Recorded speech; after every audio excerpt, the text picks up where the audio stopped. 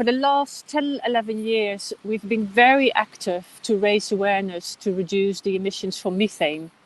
And we've done that in the US, in Europe, and also in places like China. Now, we're incredibly pleased that President Biden and President von der Leyen launched a new initiative, which is called the Global Methane Pledge. And within a very short amount of time, 103 countries have signed up to that. And why is this so important? We now know, and the science has told us, that rapidly reducing emissions from methane is the single most effective way to still bend the curve of global warming. And so if those 103 parties meet their voluntary commitment, that would lead to a reduction in temperature of about 0.2 degrees by 2050. And that may not seem a lot, but actually it is, because it means that the Paris goal of keeping temperature increase below 1.5 degrees is still within our reach. So it buys us time, together, of course, with all the emission reductions we need to achieve on carbon.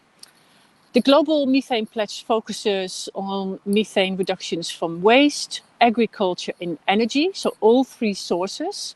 And the really good news is that a lot of the technology already exists to reduce those emissions, particularly in the waste and the energy sector. That can be done at low cost, sometimes even at no cost. So it's a no-brainer. These 103 parties have committed to reducing collectively at least 30% of their methane emissions by 2030. And that is really important. They also have committed to improving their inventory data, so that is how they report their emissions, and to become much more transparent. And that is essential because that shows to the world that they really take action. Every year, parties will come together at ministerial level to see what progress they've made.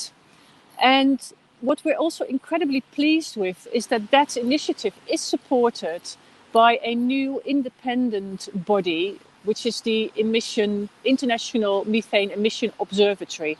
So they will provide a sound science base and provide that important credibility that the measuring and monitoring on those methane reductions are valid.